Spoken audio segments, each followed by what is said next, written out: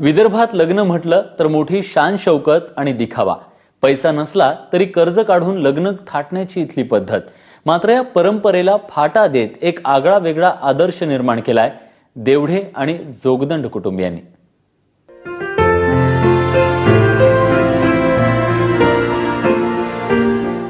ना पत्रिका ना डीजे, लग्नात ना कुठला आहेर ना एकही आंदण, अत्यंत साध्या पद्धतीने हा विवाह पार पडला वाशिमच्या दुबळवेल गावात।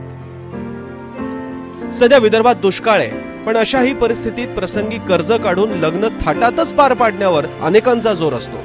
पण देवढे कुटुंबियांनी लग्नाचा खर्च कमी करून तो पैसा दुष्काळग्रस्तांना दिलाय। दुबळवेल इथले सामाजिक कार्यकर्ते सुभाष देवढे पाटील यांची पुतणी रुपालीचा विवाह 25 तारखेला पार पडला।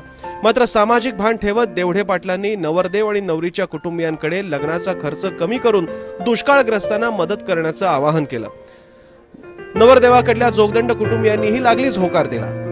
देवढे आणि जोगदंड कुटुंबियांनी लग्नात अतिरिक्त खर्च न करता लग्नाच्या खर्चातून 21,000ची बचत केली आहे आणि 21,000चा धनादेश वाशिमच्या विभागीय दंडाधिकाऱ्यांना दिलाय।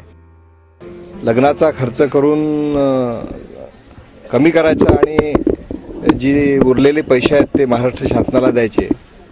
खरं म्हणजे पुरोगामी महाराष्ट्राला साजेसं पाऊल हे आहे। त्यामुळे 2-3 गोष्टी साध्य झाल्या। एक तर अनावश्यक खर्च कमी झाला आणि एक उदाहरण झालं महाराष्ट्राला। त्यामुळे देवळे आणि जोगदंड परिवाराचे मी अभिनंदन करतो शासनातर्फे। लग्नातल्या पैशांची बचत करून दुष्काळग्रस्तांच्या मदतीसाठी सरकारला हातभार लावल्यानं देवढे आणि जोगदंड कुटुंबियांवर सर्व स्तरातून कौतुकाचा वर्षाव होतोय। प्रणय निर्वाण, एबीपी माझा, वाशिम।